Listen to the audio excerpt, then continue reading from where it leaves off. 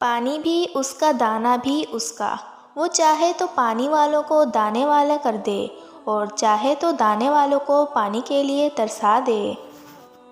غور سے پڑھو تو ایک کتاب نہیں، مکمل ضابطۂ حیات ہے قرآن۔ قرآن خود اپنے اندر ایک زندگی رکھتا ہے، اور وہ زندگی جو ہمیں سیکھنی ہے، سیکھ کر گزارنی ہے۔ قرآن جینے کے ڈھنگ سکھاتا ہے، تو پھر جو قرآن سے دور ہے وہ جینا کیسے سیکھ سکتا ہے؟ ہمارا ایک دوسرے کے لیے دعائیں مانگنا اللہ کو پسند ہے۔ دل سے نکلی دعا تقدیر بدل دیتی ہے۔ میری دعا ہے اللہ آپ کو دنیا کی ہر نعمت سے نوازے اور ہر مشکل سے محفوظ رکھے، آمین۔ آپ کا بھروسہ سمندر سے گہرا ہونا چاہیے، حالات تنگ کر دیے جائیں گے، یقین پھر بھی مضبوط ہونا چاہیے۔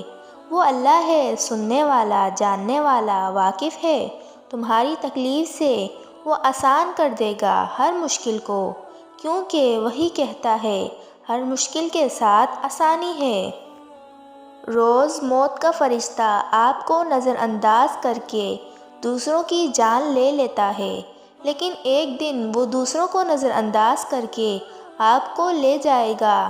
اس لیے اللہ تعالیٰ سے دعا کرنی چاہیے کہ جب ہمیں موت کا فرشتہ لینے آئے تو ہم ایمان کی حالت میں ہوں، آمین۔ جب خلوتوں کو سنوار لیا جائے تو اللہ تعالیٰ جلوتوں کو بھی خوبصورت بنا دیتا ہے۔ اچھی کتابیں اور اچھے دوست زندگی بدل دیتے ہیں، پر اگر ہم سفر بھی اچھا ہو تو تقدیر بدل جاتی ہے۔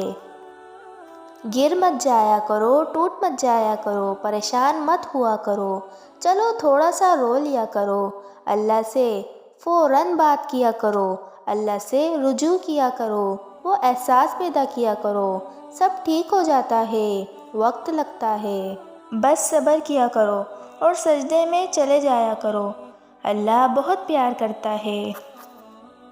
زندگی بہت مختصر ہے، کب کس وقت موت آ جائے کچھ پتہ نہیں، اس لیے اپنے دنیاوی کاموں کو کم کر کے کوشش کیا کریں، روزانہ ایسی کوئی نیکی ضرور کریں جس کا گواہ بس آپ کا رب ہو۔ آپ چاہتے ہو آپ کے گناہ کوئی نہ جانے، تو کوشش کریں کہ نیکیاں بھی کوئی نہ جانے۔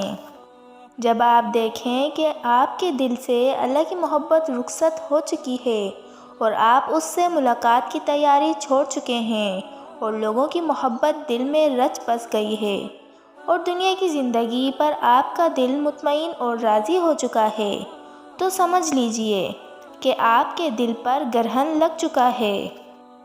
کبھی کبھار دل اتنا بھاری ہوتا ہے کہ تکلیف کے مارے زبان سے ایک لفظ بھی نہیں نکل پاتا، مگر پھر بھی ہم اس امید کے ساتھ اللہ کے روبرو ہو جاتے ہیں کہ وہ خاموش کی زبان سمجھتا ہے، وہ آنسو کی زبان بھی سمجھتا ہے۔ گانے سینے کی تنگی، دل میں درد، جذبات میں ٹھیس دماغ کو پریشان کرنے کا باعث بنتے ہیں۔ یہ سب اس کے برے اثرات ہیں، اور میں نے اس کے شرعی پہلو اور احکام کو نہیں چھیڑا۔ بس اگر آپ ابھی تک سن رہے ہیں تو کیا یہ وقت نہیں ہے کہ آپ اپنے جسم اور روح کو سکون دیں اور اسے چھوڑ کر اپنے رب کو راضی کریں؟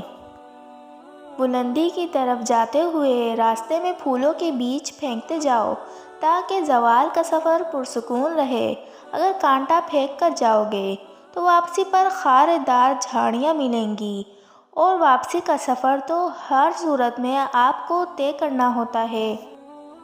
آپ نے صبح آنکھیں کھولیں، ہر چیز کو دیکھا اور سنا۔ فرض کریں رب العالمین جس کی ہم ایک نہیں سنتے ہماری بینائی اور سماعت چھین لے، تو کون ہے جو ہمیں یہ چیز دے سکتا ہے؟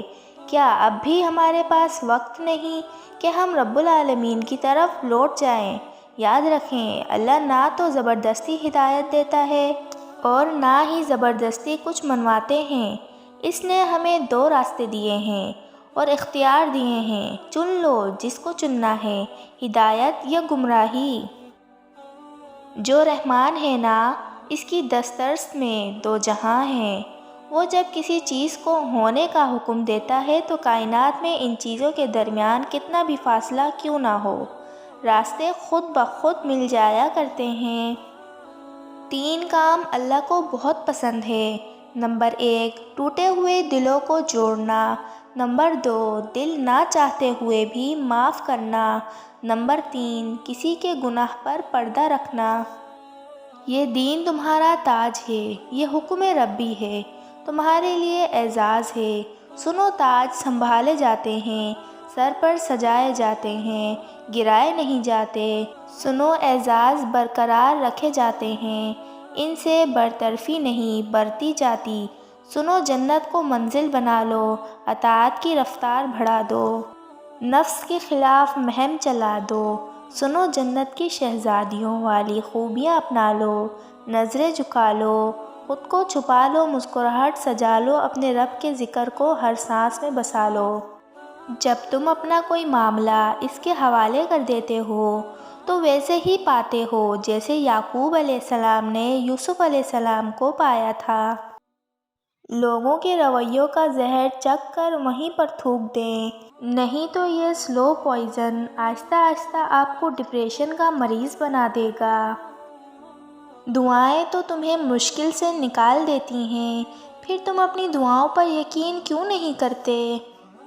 شکر کرنا ہو کہ شکوہ، یہ انسان کی بصارت اور بصیرت پر منحصر ہے۔